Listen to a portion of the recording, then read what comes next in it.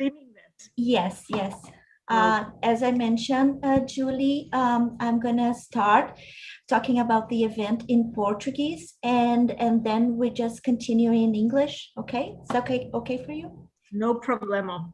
No problema. Okay. Oh, we're live.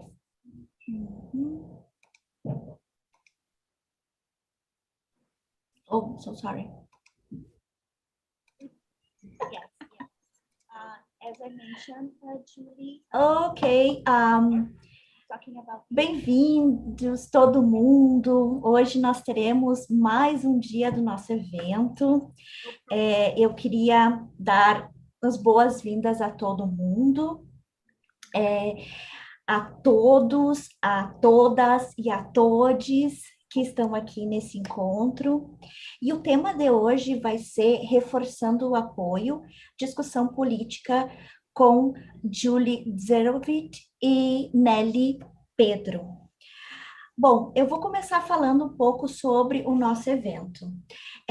No ano passado, um grupo de brasileiros que moram no Canadá decidiram organizar um evento online, de forma voluntária, para comemorar o mês do orgulho LGBTQIA+. Foram diversas sessões ao longo de 7 horas de programação, com a participação de diversas províncias do Canadá e estados do Brasil. Este ano, a mesma iniciativa de celebrarmos o mês do orgulho LGBTQIA+, ao longo dessa semana, teremos o evento como o de hoje, por exemplo, que nós estaremos celebrando uma discussão política com duas pessoas muito importantes na história do Canadá. E o tema do nosso evento deste ano é Celebrando o Orgulho 365 dias no ano. Então, a todos, todas e todos, aqui compartilhamos responsabilidade de criar um clima de pertencimento e dignidade. Sejam todos bem-vindos.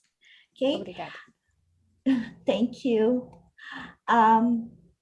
Ok, eu vou convidar todos para deixar comentário, e vocês podem, durante a conversa com essas duas convidadas, vocês podem fazer seus comentários, perguntas que sejam pertinentes e mandem para nós pelo chat do YouTube, e nós iremos compartilhar com as convidadas.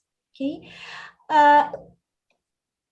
Uma introdução ao tema e à festividade e a importância do dia de hoje. Today we celebrate the anniversary of the Stonewall riots, and it reminds us that the origins of pride lie in our community's resistance. It reminds us that Black, trans, people of color were at the forefront of the movements. We honor folks like Marsha P. Johnson, Sylvia Rivera, Storm de la Verrier, and Miss Major Griffin Gracie, not just for their involvement in the Stonewall, but for their lifelong work of organizing and activism. It reminds us that we continue to fight for justice and equity across the world today, and many BIPOC communities leaders continue to do the hard work and lead. We honor their names and so many names that give their lives to be respected and recognized. We are inspired to work together towards a future that it's safe for all of us. Okay.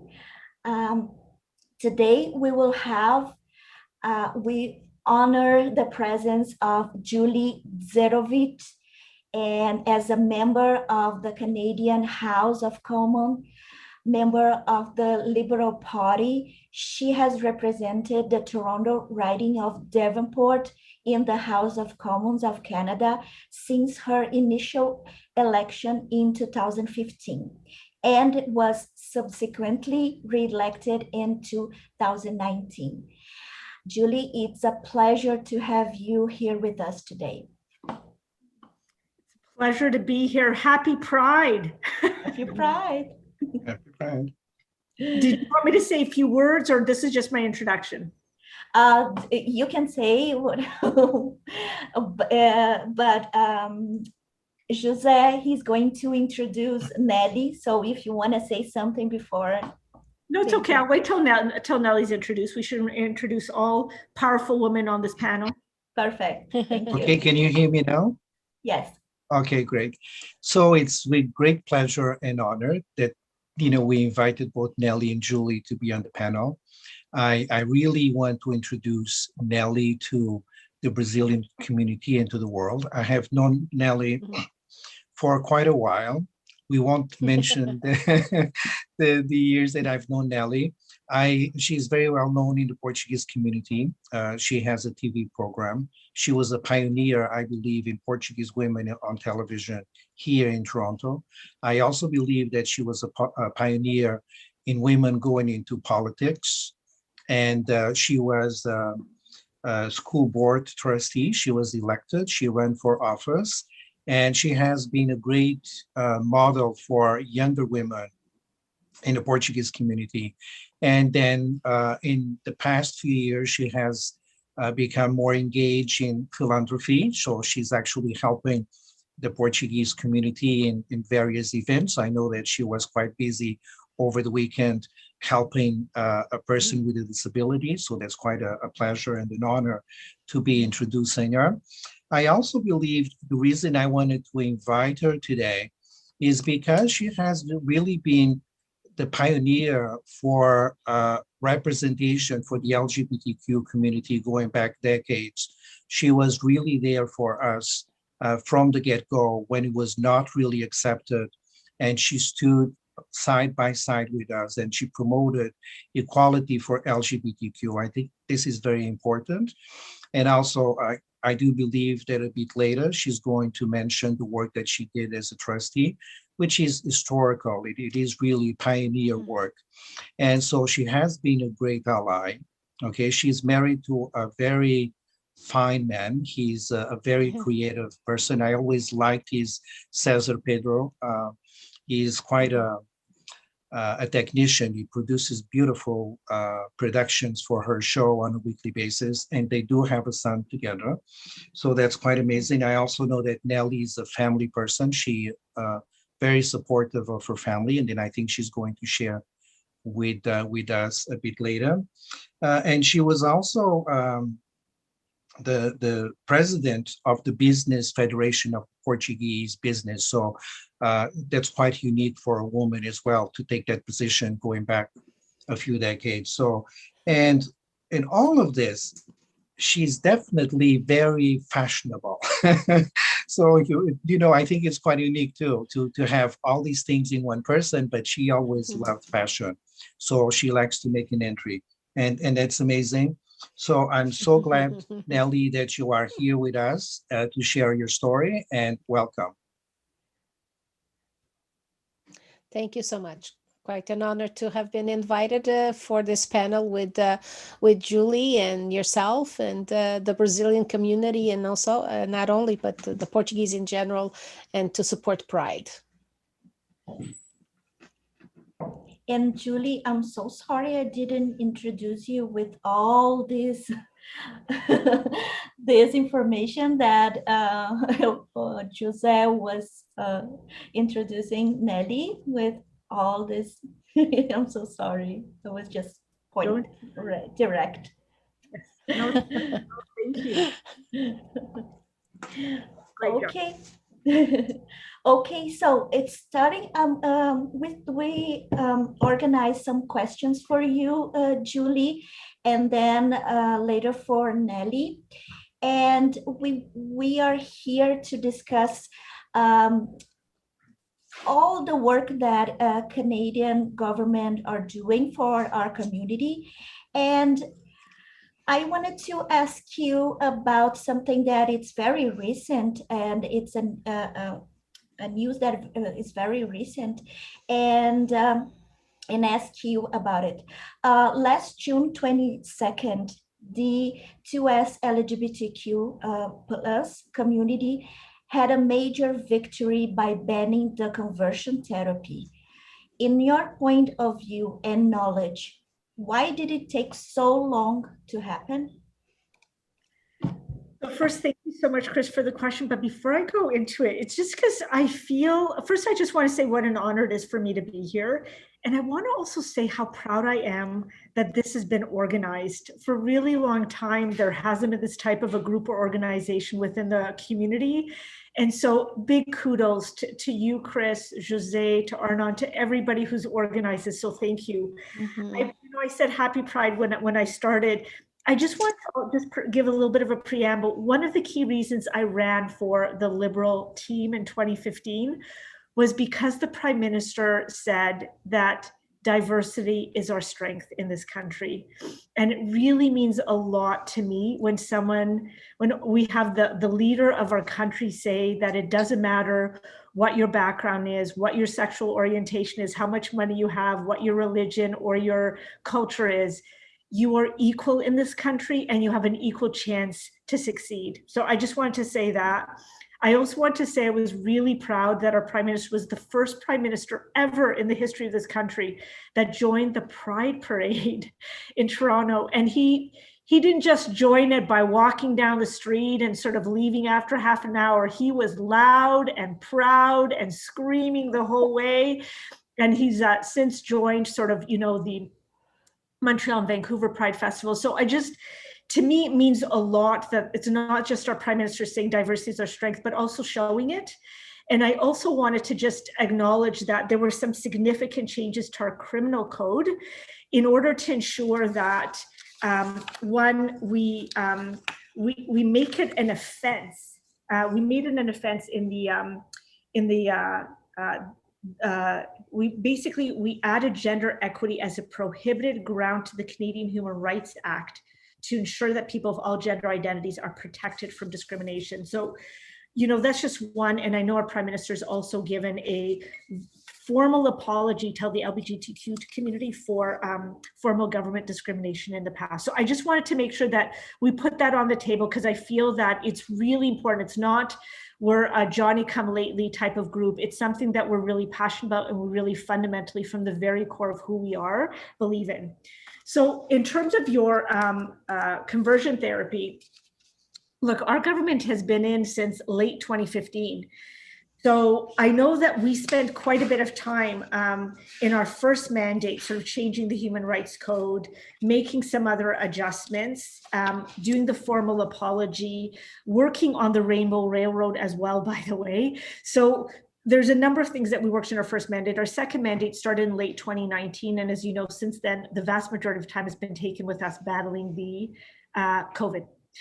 That's not to say, and I'm glad of the 38 bills that's actually passed the House of Commons, this was one of them. So to me, this was actually made a priority. And I'm really, I feel blessed. So it's passed the House of Commons. Right now it's with Senate. And so it's up to Senate to sort of pass it through at this point in time.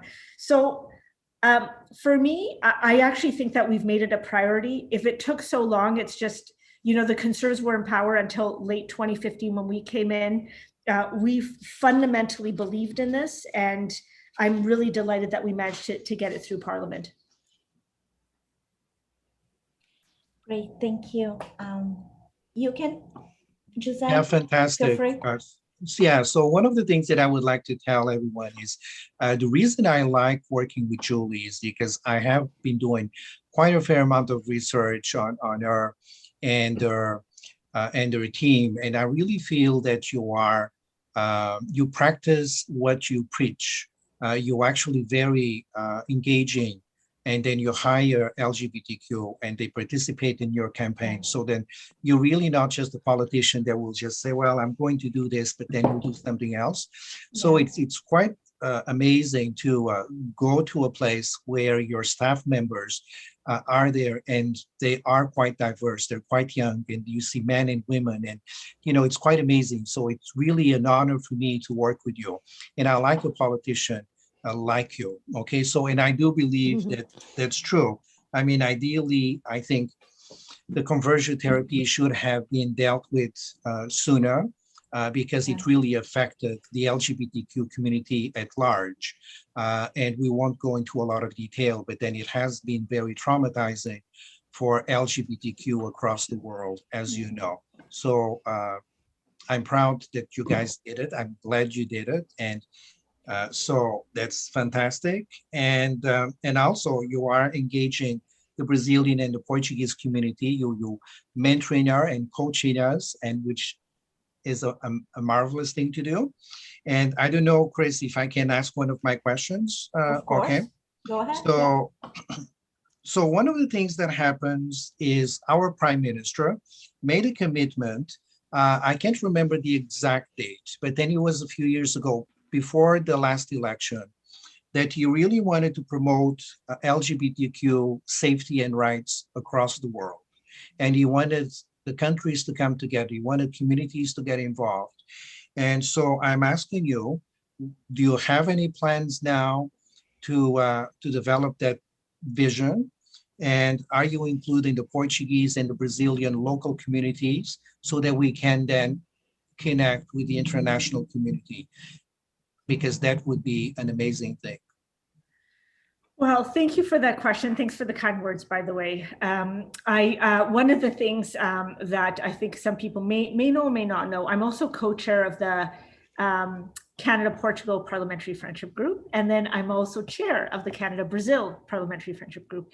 And I do that very purposely because I'm very proud of the communities here. And to be honest, the communities here also want to make sure that we continue to maintain strong ties between Canada and Portugal and or Brazil.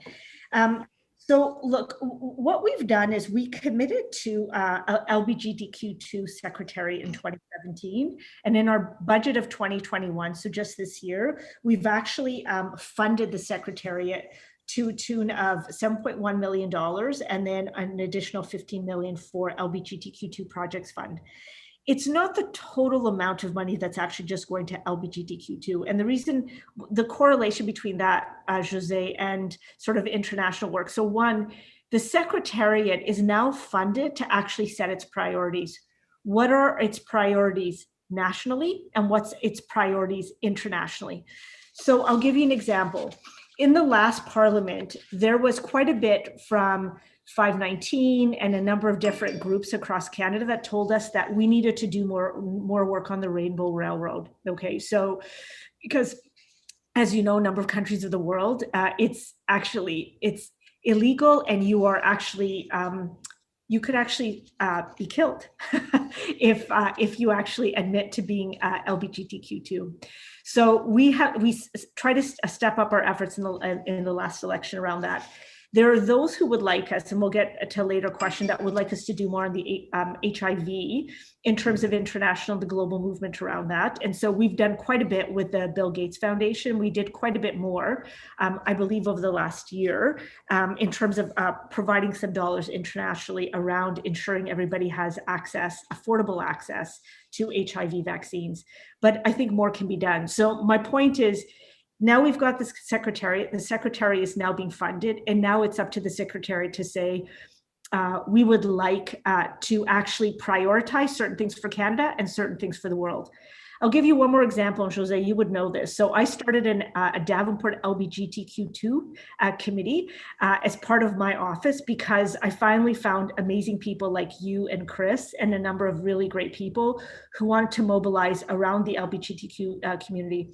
There was one member of that group who wanted to do more around seniors, so LGBTQ2 seniors in seniors residences. And what happened is, then he actually applied to the New Horizons for Seniors Fund, got funding, and now he's actually working on a program for LGBTQ2 seniors in seniors residences.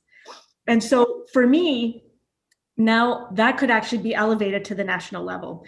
And so what I say to you is, I don't know specifically right now if there is a deliberate strategy between the LGBTQ2 sort of, sort of secretariat within the government. I don't think so. I think it was just set up in 2017. It's now been funded. Now I'm hoping over the next year that they will then set priorities in terms of what do we do nationally and what do we do internationally. And that's the opportunity that's ahead.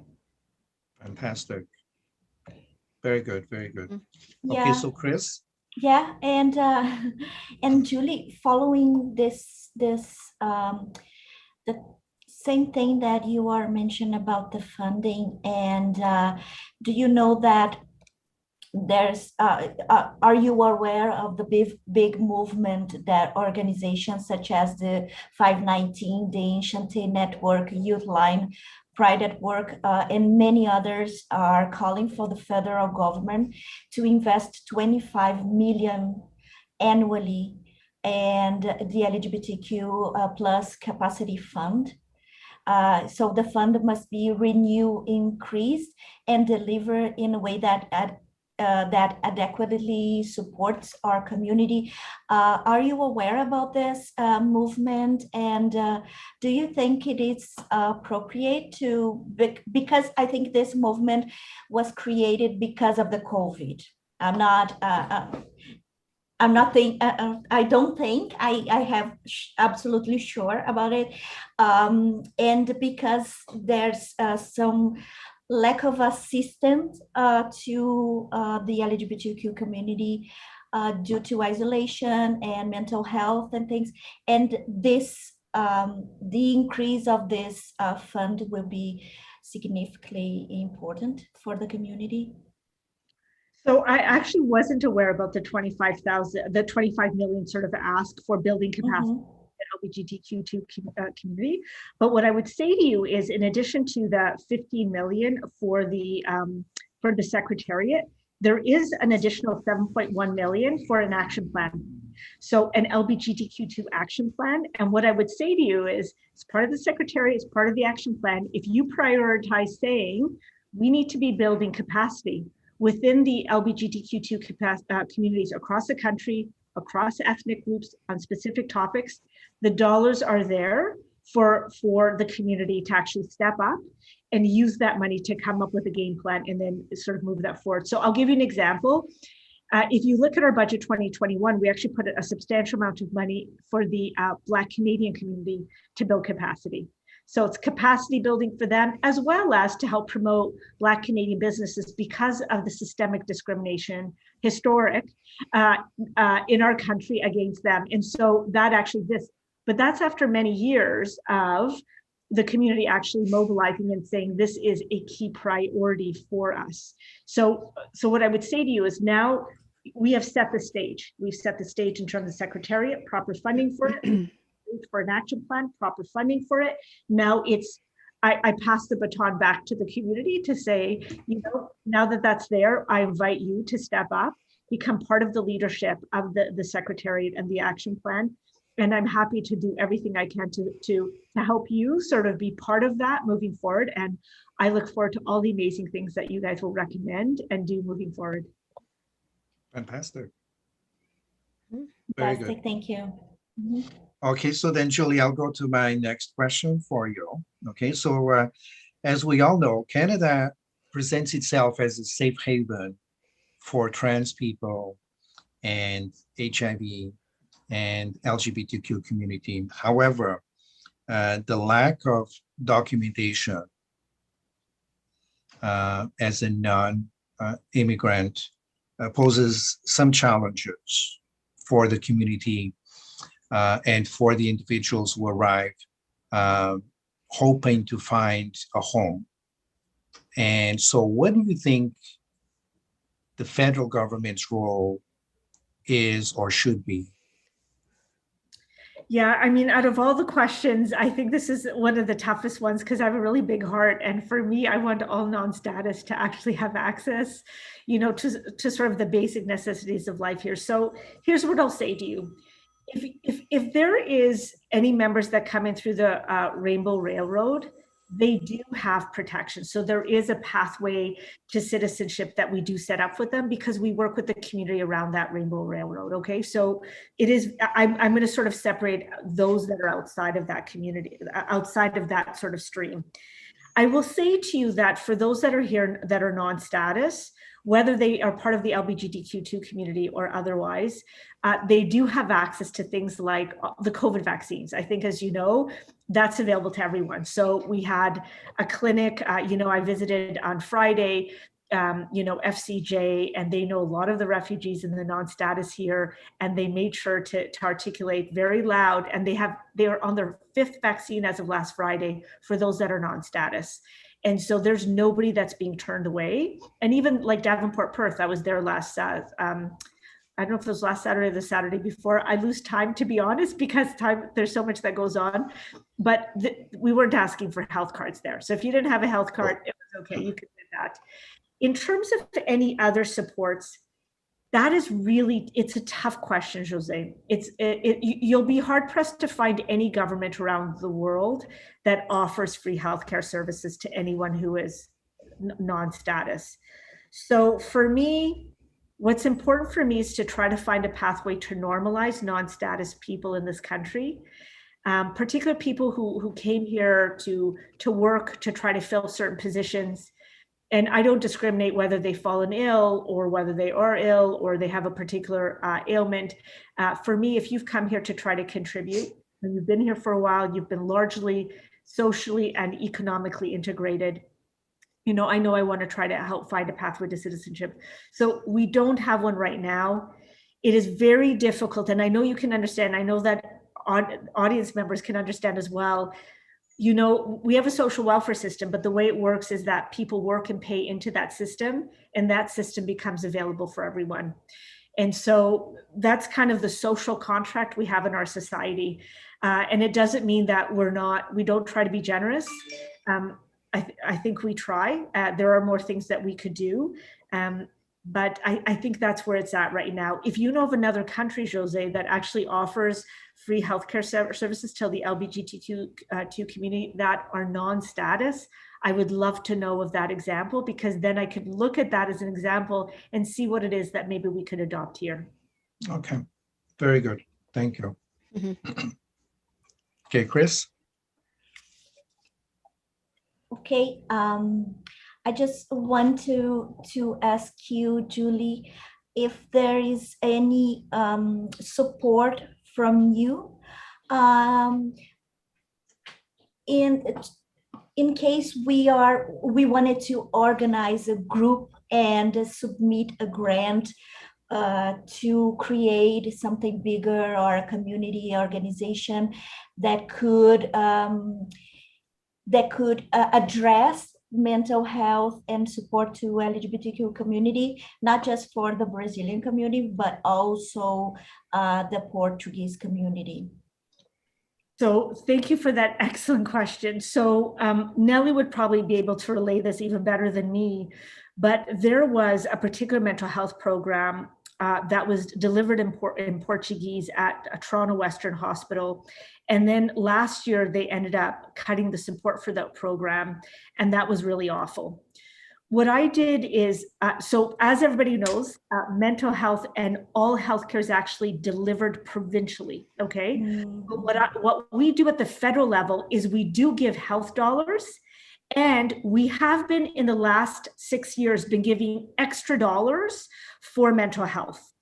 So I wrote a letter, and if it's not on my website, I will make it public as soon as possible. But I wrote this letter over the last few months to indicate that for any dollars that we actually give for mental health to the province of Ontario or anywhere else in Canada, there has to be criteria that allows for the allocation of those services in other languages. And I did give the example of the Portuguese and Toronto Western Hospital because I felt it was awful that one of the few places in the Greater Toronto area and in Toronto that actually offered these services in someone's language, like in the Portuguese language, was being eliminated from the downtown core. So yes, we're going to continue to give mental health dollars. I do think it's a priority today and ongoing. And I know that people like me are advocating very strongly with the minister to make sure that whatever dollars are flowing to the provinces, there's very clear articulation that services in other languages that meet the needs of the local communities in our city is vital and an imperative for us to do. So absolutely. And if there's something more I can do, please let me know. There is one of the frustrations for me, I will be honest, is very difficult for me when there's federal money coming down to the province. And other than criteria and holding them accountable for the dollars they spend, there's not much more I could do. Like I can't call up the Minister of Health here and say, hey, this is where I want you to put the money. It really is provincial jurisdiction, and we have to honor that jurisdiction. Yeah, so I would like just to comment briefly. So one of the things, I mean, I do believe that the medical model for mental health is very important, but I don't think that's the only model that can be inclusive for the LGBTQ community. And then in particular, I won't comment about the program because that would be in a conflict of interest. But I do believe that we can have other social models of mental health and disability to be much more inclusive of the LGBTQ. And then perhaps in the future, we can have a meeting about this one, because yes, mental health is very important. And especially now with COVID, we have to prepare for what's coming next in terms of mental health support. But I appreciate your answer. Thank you. Okay, so I guess I have a question, and then I think then you will fall into Nellie's as well, because I think you will fall into what she's going to present today. So I'm actually interested in having, because this is our first political conversation that I remember organized by the LGBTQ Portuguese and Brazilian, and to have two powerful, amazing women on the panel. So that's quite good. So I'm actually interested in knowing what is the role of the political party to support an out of the closet, not someone is in the closet. I'm actually more interested in a conversation out of the closet conversation, LGBTQ youth in becoming more politically engaged, okay? And going for office, okay? And also the same question for younger women, to motivate younger women to become engaged, take the risk, and seek office. I know it's a loaded question, but I would love to have a bit of a conversation on this one. So I love the question. And look, as someone who has been working in politics, for a while, and very firsthand over the last 6-7 years, the LGBTQ2 community is very engaged politically. I know I have hired a number of people that are members of the community as part of my own staff, very proudly so, by the way. There's among the most hardworking people, and it's been an honor to have them with me. So to be honest, Jose, I can't say that they're part of necessarily the Brazilian or the Portuguese community, but I would say to you, the LGBTQ2 community is very, very active politically in terms of working on campaigns, being political staffers. And we do have a number of members who are federal political representatives as well. So what I would say to you is, part of the reason I started my whole conversation was the Prime Minister and diversity is our strength, and him being part of the, Pride Parade every single year in Toronto. It was because he's relaying to people, be proud of who you are, and you are an important part of every aspect of our society, and you are equal to absolutely every single person in every way possible, and that includes running for office. So my best advice, and this is for women as well, I've been honestly engaged in politics probably for over 20 to 25 years. And so that's through volunteering, that is through working as a political staffer, that is through working on policy and joining not only the Ontario Liberal Party, but then the Federal Liberal Party. That's through mobilizing when I was at McGill University for different political ideas and groups. It was a 25 year process before that's led me to today. And so by the time I ran for office, most people knew who I was, not necessarily within the Portuguese community or the Brazilian community. I had to sort of work on that. But broadly within the political community, I would say in Toronto, in Ontario, and in Canada, I was a known entity. But that is through a lot of work. And so all I say to people, there's no secret here. Nellie will probably tell you the same thing. All the good things in life is just hard work. And so it was just me literally just going out and engaging. And so for me, there might be a campaign this fall. There might be one next year. There might be the one after that. I encourage people to get engaged in a political campaign for a person that they believe in, whose values they share, and a party whose values they share as well, and they, want to see reelected or elected again. Fantastic. So you're definitely saying that, there is a lot of support within the political machine to support younger women to succeed if they want to succeed. Within the Liberal Party, absolutely. Our Prime Minister absolutely is a feminist, and absolutely is trying to ensure that when women are promoted, it's not just in ridings. It used to be that was in ridings where women couldn't win, but now it's to make sure that we are promoting women as well in ridings that we could win as well, which is why, we're at 30% in Canada, which is a historic level. We have more ways to go, but we're getting there. Good. Fantastic. Chris? I think Nelly wants to answer, right? Oh, okay. Well, first I'd like to say that I've learned a lot from Julie today. I was quite proud of the Liberal Party and the funding that is being resourced for the community. There's always more that can be done, and I'm sure that Julie will entertain the more that is needed from the community and take the message to the Prime Minister, because I'm sure he is very much a feminist, very much a supporter of the community, not just his presence in the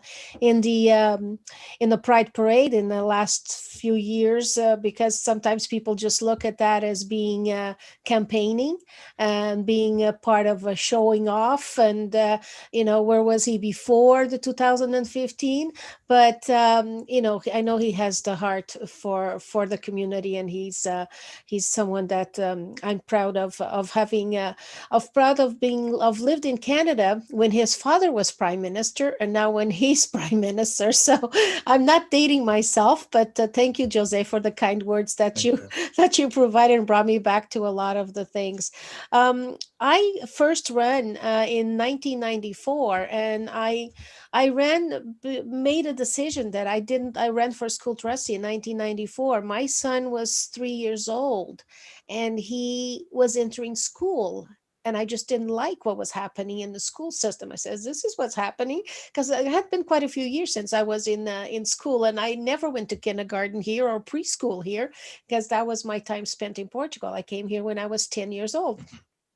And so I did not run with the support of any particular community, not even my own community. I just decided on my own that if I wanted to make a change on the policies that I was watching and seeing in the school system, that I had to do it myself, because I couldn't find anyone else that would do it for me. I didn't win that election, but I got a lot of experience out of it. And that was quite interesting, to do that. And when you're running a small campaign that is for, school board, very little importance is put into it, which is wrong, because it is education that should be the number one on everybody's priority list. And what happens at the school level, from preschool to finishing university, is extremely important. So the people representing you in that sector as the politician that is going to be making the decisions on how the funding is going to be set up, it should be important. But trustee positions nowadays are still not that important, and they're looked at as a stepping stone to another position in politics. It was never my intention to have or to go on to another position in politics, although I was pushed into making that decision.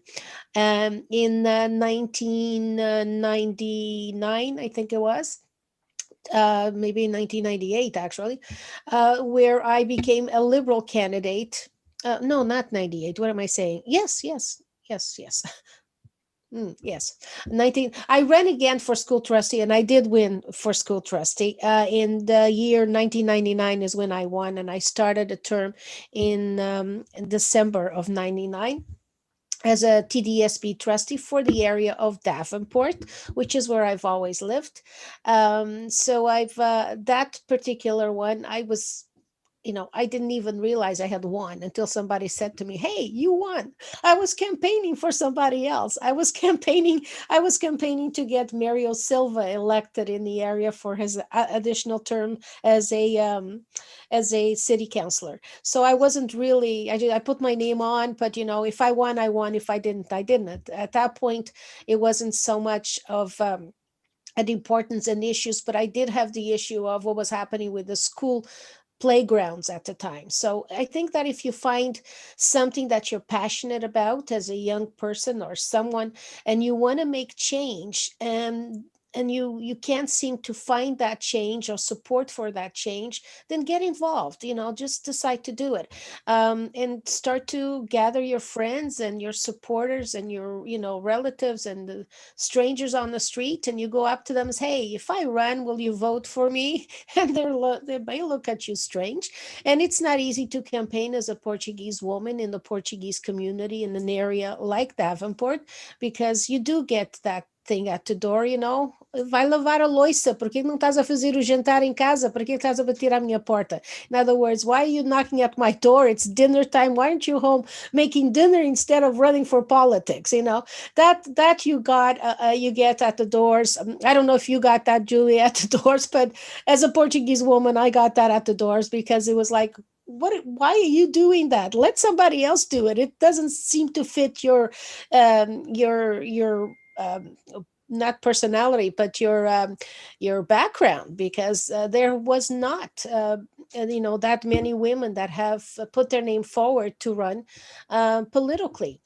And once you do that, it changes your life, it changes your thinking, it changes your perception on so many on policy, especially policy in the Portuguese, that will interfere with, or that will reflect or support or not support your particular community. So I've always been very active in my community. Portuguese community has always been number one to me, because there are so many difficulties in this community, from people coming in that are not legal to and Julie knows that that's my number one thing. I want everybody legalized, and forget about them going back to Portugal. They're here, they stay here. That's basically my philosophy, and I keep waiting for the prime minister to do what his father did, which was a form of an amnesty for everybody. I'm hoping that he'll follow his father's footsteps one day, right, Julie? One day. Uh, but I'm not so sure even if I'm answering your question, Jose, but I just wanted to tell you that in terms of getting support for women in politics, when I ran provincially, I had support then, because I had unions behind me. I had people that saw what I could do in what I did at the school board and wanted to take me to another level. Uh, it wasn't that it was my wanting to be at that level, but I went along with it because I thought it was important, and I think I did pretty well. I didn't win, but I think I did pretty well. But I liked the school board experience. I was in the school board with Kathleen Wynne at the same time that she was elected. Why wouldn't you like to be in the school board? I learned so much from her. We shared so many experiences. I participated in a pride parade. We got a school bus to go on the parade for the first time ever, a TDSB school bus. It was horrible to try to get that done, because there was no will for it. Nobody wanted to see that. But we had also started something in our community, which was the city alternative school, which was upstairs of the Shirley Street Public School, which is in my writing, and that was extremely important. I supported that. That school is like 19 years old now, and I'm happy to have been part of the communication to establish that particular school, and to support it being there, even though it was almost like a secret for a long time. It was like not talked about that this school existed, that would give children that identify themselves as LGBTQ or whatever, or if they felt they needed to be someplace else as an alternative, that they would continue to have an education in that particular. So it was important to have that. So I think I've gone on too far. So Jose, another question? No, I think you did very well. I think you did very well, I'm and we sorry. would like to continue the conversation. However, Julie will have to leave Yes. soon.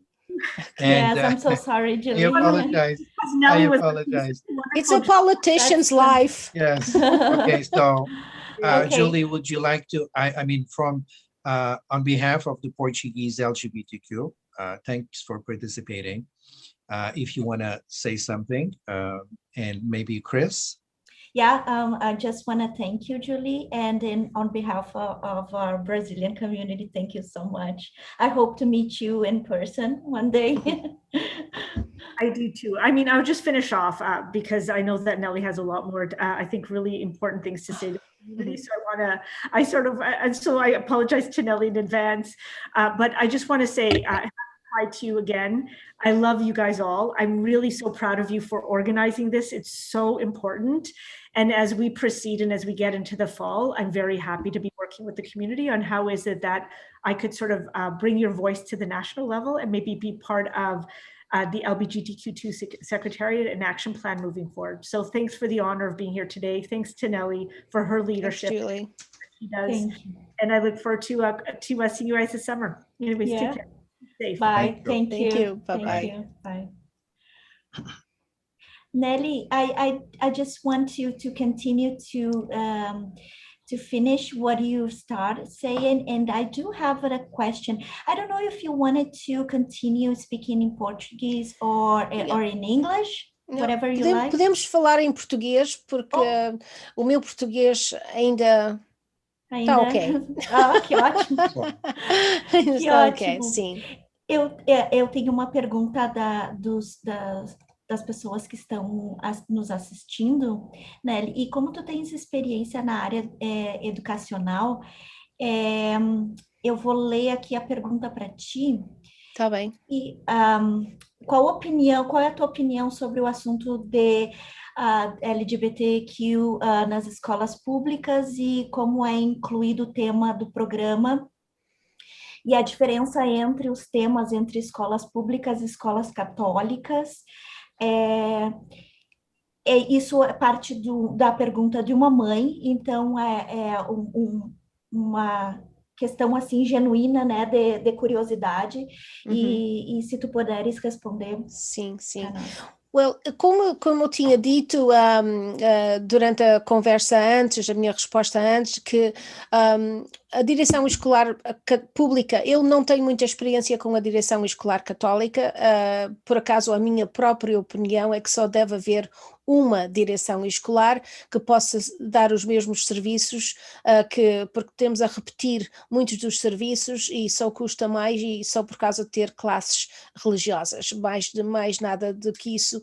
Eu se concorrer novamente para School Trustee é porque quero fazer uma amalgamação dos dois boards, porque eu acho que isso temos a ter uma duplicação de escola em frente de escola, uma pública, uma católica, uns amigos vão para uma, os amigos vão para outra, para mim não faz sentido.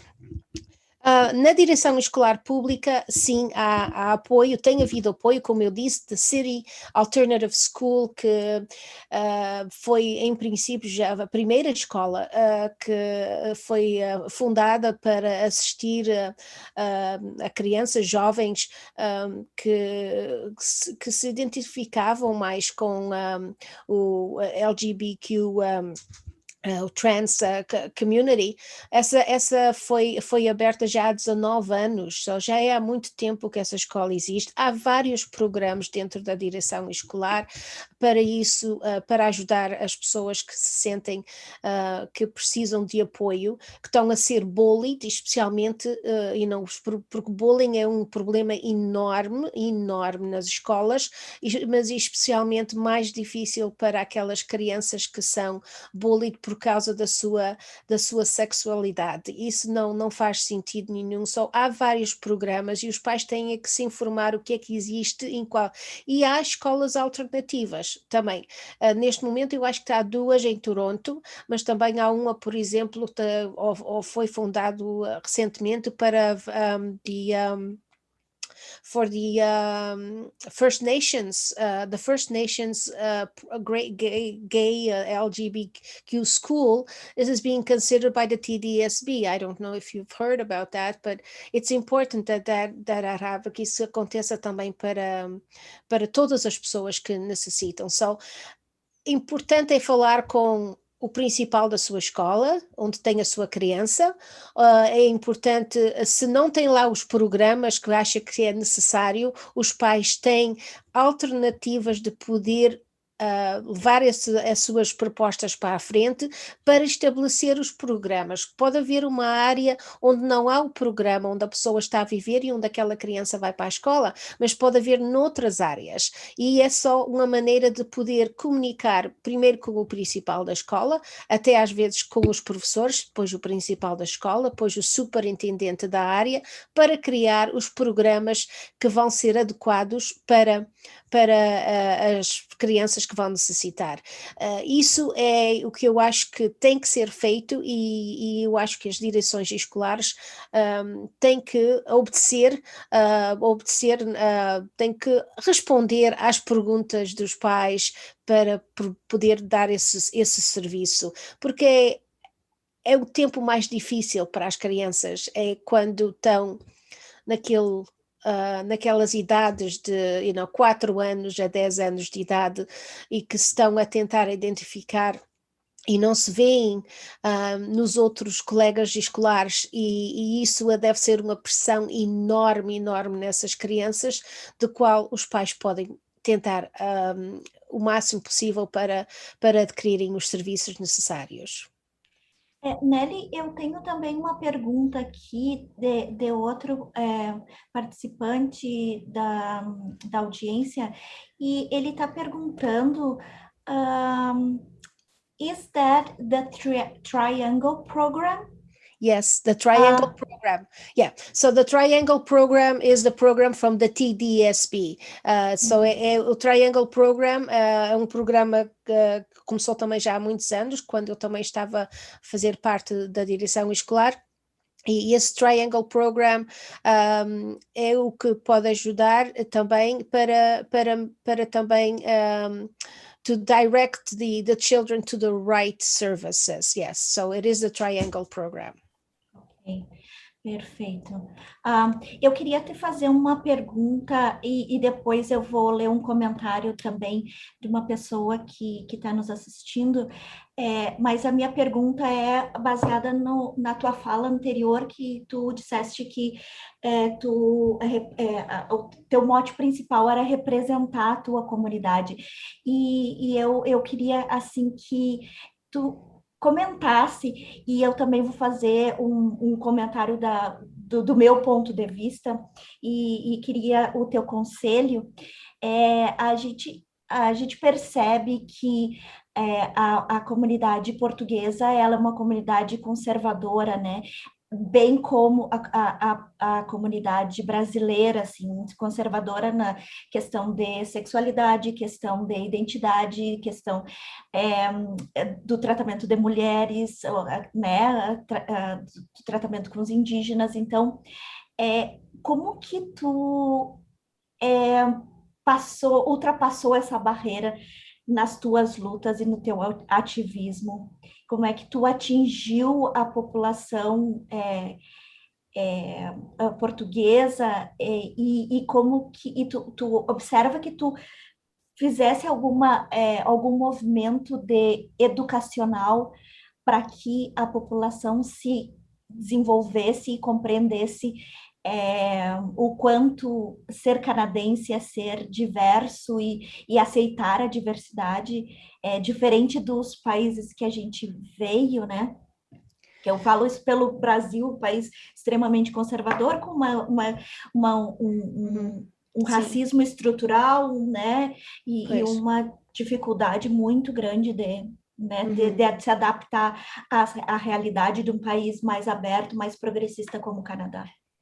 Sim, não é fácil e é uma pergunta de boca cheia, como a gente costuma dizer nos Açores. É uma pergunta muito interessante para o meu apoio e a minha maneira de ser de apoiar a comunidade portuguesa, seja ela gay ou não, seja LGBTQ ou o que for, tem a ver com o facto que eu na minha família tenho pessoas que são gays. Eu tenho uma irmã e tenho um irmão e tenho primos e tenho sobrinho e tenho assim que pertencem à comunidade e eu quero o melhor para eles. Eu quero porque são parte da minha família e eu não podia virar as minhas costas e não podia negar o apoio que eu dou à comunidade porque também estou a apoiar a eles. Eu, em negar qualquer apoio à comunidade por causa de serem gay, whatever the name is that you want to apply, eu não podia fazer isso. Eu sempre fui mais. Talvez é mais selfish porque eu estou simplesmente a defender o que eu acho que é correto para mim e o que me faz sentir bem. Eu não me ia sentir bem não apoiar membros da nossa comunidade que estão out, não é? Que estão, já se pronunciaram, que pertencem à comunidade e que estão abertamente ligados à comunidade, porque também isso era a negar também a minha própria família, era também não ter amor pelo meu irmão, pela minha irmã, pelos meu sobrinho ou meus primos ou qualquer um membro da família. Isso foi extremamente importante e eu sempre apoiei por esse motivo. Eu sei que não deve ser fácil a pessoa se identificar numa comunidade como a comunidade portuguesa. Talvez eu para mim vejo a comunidade brasileira sempre uma comunidade muito cheia de alegria, de amor, de calor, de vibrante, e não tão conservadora como os portugueses que vieram de uma ditadura do Salazar, que não se podia abrir a boca para dizer absolutamente nada. Que é essa a mentalidade que nós temos que ter quando temos a falar com os portugueses hoje em dia sobre estes temas da nossa comunidade. Eu sei que não deve ser fácil, eu digo que não deve ser fácil porque eu sou eu sou a mais velha de 6 crianças e eu sou que a minha irmã era a lesbian porque ela foi casada porque ela me divorciou, separou-se, foi tudo e depois está a viver com a Mary. So Maria lives with Mary. Okay, I said, how did I miss that? Como é que eu nunca vi nada disso? Eu nunca vi nada disso. Não, para mim foi uma surpresa enorme. Depois, o meu irmão, eu sou quando, era a altura do Natal, era a altura de eu fazer na minha casa a festa de Natal da família, era na minha casa aquele ano, e quando ele mandou uma resposta a dizer que ele vinha com his partner. And I'm like, what partner? Eu fiquei assim, porque não eram coisas que se falava na família.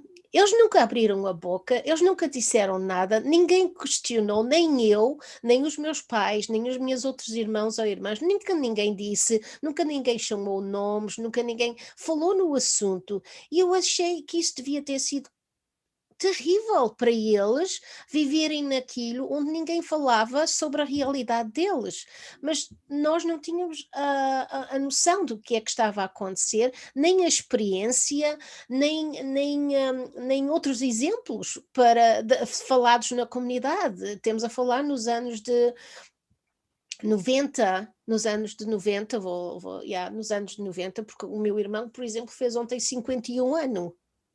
Eu fiquei, uau, 51 anos, quer dizer que eu também, sou 10 anos mais velha do que ele, e eu com 10 anos mais velha, já devia ter prestado atenção do que estava a acontecer, mas ele também saiu de casa, foi viver, para o seu apartamento, e a gente não temos essa ligação assim de questionar, e não é uma coisa que a gente pensamos que vai ser essa a decisão, ou que vai ser essa, ou que eles são, ou que são.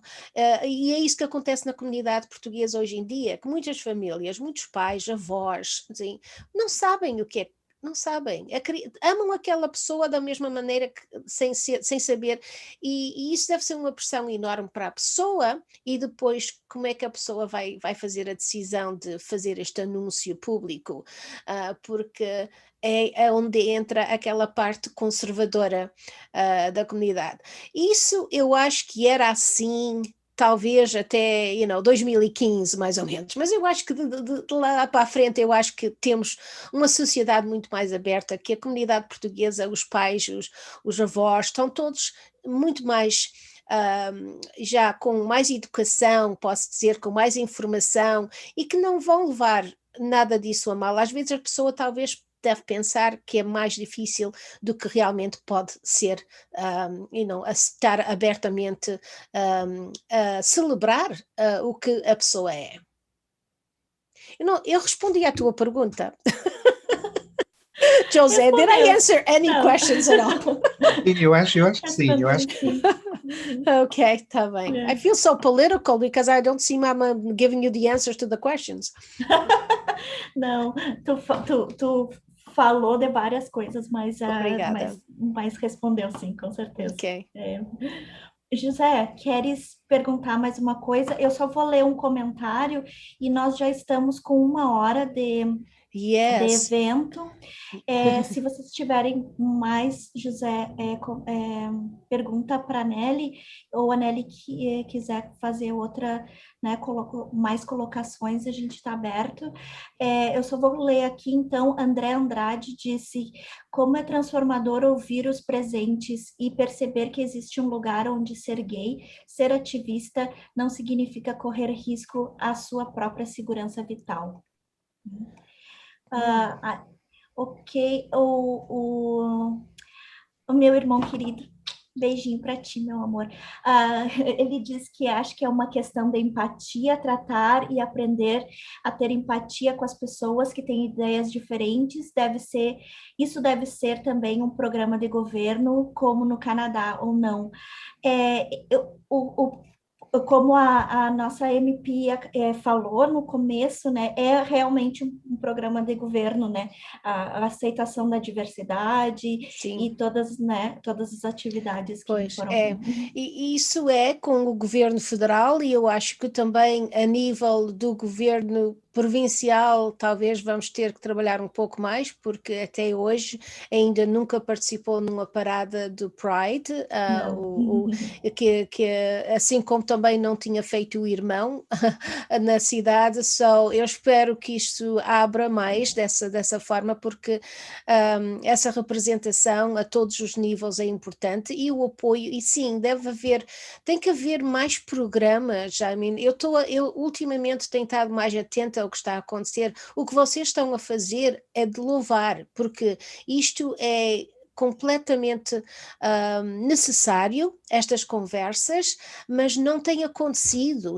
Eu acho que é fantástico só o facto da gente não poder se reunir on Yonge Street and Church Street para o Pride, para as celebrações, não quer dizer que não se podem fazer da maneira que vocês estão a fazer, virtualmente, falar. Estas são as alturas onde não podemos estar em grupos ao ar livre a celebrar, mas podemos fazer muito mais com as nossas conversas virtuais para que o futuro seja ainda melhor, porque às vezes quando a gente temos só a celebrar, ao fim da noite já há muita cerveja, não há conversa. Agora, quando temos a conversar, a gente nem pensa na cerveja que podíamos ter estado, ou no fun que podíamos ter estado a ter na Church Street, nos diferentes bares, na rua toda fechada. E é importante que estas conversas aconteçam. Eu quero dar os parabéns a vocês e agradecer imenso ao José se ter lembrado de mim. Não sei se fui exatamente a pessoa adequada para esta conversa, mas agradeço o convite e espero que dê algo que foi de interesse a vocês. Nossa, foi ótimo, muito obrigada, Nelly. Eu não te conhecia e José fez toda a apresentação, e obrigada, José, por ter convidado a Nelly e a Julie. Acho que foi muito gratificante assim ouvi-las, pelas tuas experiências e também por ter eu vejo também como uma representação e uma pessoa que eu posso almejar assim e seguir, sabe, né? E eu te vejo como agora como uma representação assim para nós. Muito obrigada, Chris. Sim, eu acho que, Nelly, eu acho que és a pessoa ideal para o nosso primeiro encontro político, porque foste a pioneira. Não foi fácil, como já disseste, ser uma mulher, entrar em política na comunidade portuguesa, ser a representadora da comunidade LGBTQ. E quando se fala da comunidade LGBTQ, a comunidade brasileira e portuguesa, já está unida já há muitos anos. Eu cheguei aqui na década de 80 e todas as coisas que nós fizemos estes anos todos, a comunidade brasileira participou de uma forma ou de outra, houve sempre uma colaboração. O que eu gostaria de deixar para ti, Nelly, em particular, é que tu deste um apoio muito grande à comunidade LGBTQ no passado. Eu gostaria que continuasses a ser uma fonte de inspiração para a juventude LGBTQ no futuro, e não sei como vais fazer, mas tens umas ideias fantásticas. Eu realmente gostaria de dizer que a comunidade nova, os jovens de amanhã, poderiam aprender muito contigo, com o teu carinho e com a tua força, porque realmente nós, para mudar as coisas, temos que participar, e tu participaste. Sou muito obrigado e foste a pessoa ideal para hoje. Muito obrigada, e eu já agora vou dizer que logo a seguir a esta conversa tenho a conversa com o Roberto Carola, onde vamos falar sobre o Pride na comunidade portuguesa, só que vai ser também uma grande conversa. Agradeço imenso, sinto-me extremamente confortável e feliz de ter participado e de poder apoiar sempre que for necessário. Muito obrigada, Nelly. Boa noite. De nada, boa noite. Uma boa noite. Eu quero só... Olha só, a gente acabou também esquecendo de tirar foto com a Julie, né? Então eu vou pedir, Nelly, que tu fique para a gente tirar uma foto Sim. final. Eu vou fazer, então, o fechamento, se tu me permite, José. Sim, sim. Tá? Nelly, por favor, fique até o fechamento para a gente tirar uma foto. Obrigada. Ok. Então, eu vou compartilhar aqui nosso evento para amanhã. Espero que todos estejam disponíveis para participar. E dando continuidade, então, ao nosso evento. Amanhã será o nosso último dia de evento, e o tema de amanhã será empreendedorismo na comunidade queer. Né? Se vocês tiverem interesse em saber mais sobre como investir, como ser um empreendedor aqui, a gente vai ter uma fala com o Arnon Mello, que é presidente da Mello Rock Logistics, e a Bruna Hildebrando, que é a fundadora da Aquarela Magazine, e ela é a escritora da Aquarela Magazine. Vai ser amanhã, então, a partir das 7 da noite, e esperamos e contamos com a presença de todos vocês para esse evento, então. Eu queria agradecer, então, aos patrocínios, ao patrocinador da nossa conta do Zoom. Como todos sabem, o Concide Ontário, ele é um grupo de voluntários que trabalham em prol da comunidade brasileira aqui em Ontário, e nós não recebemos nenhuma ajuda financeira, e com exceção desse ano, principalmente para esse evento da Pride, nós tivemos a ajuda de 3 empresas brasileiras, e dessas 3 empresas brasileiras, eu vou citar o nome das 3 empresas, só um instante, que eu vou pegar aqui. Perdão, gente. Era só só um instante. O nome das 3 empresas, então, muito obrigada a Brasil Remittance, a Silas Intercâmbios, a Flávia da Silva Mortgage Broker, por apoiar o Concide e por patrocinar a nossa conta do Zoom, ok? O Concide também, como participante do CONCID e da comunidade LGBT de brasileiros em Toronto, em Ontário, e também agradecendo também a presença do José, representando a comunidade portuguesa. Meu muito obrigada Nelly, obrigada Julie, por ter participado dessa live. Obrigada a todos que participaram e enviaram as suas perguntas ou seus comentários. Muito obrigada. Não sei se deu tempo de responder a todos, mas me desculpa se não deu tempo de responder ao teu comentário em específico. José, queres fazer o fechamento? Eu acho que o primeiro encontro da comunidade brasileira e portuguesa foi um sucesso. A política voltou. Nós precisávamos de dizer aos políticos que somos visíveis, somos parte da comunidade e temos que estar nesta conversa não só hoje, mas no amanhã.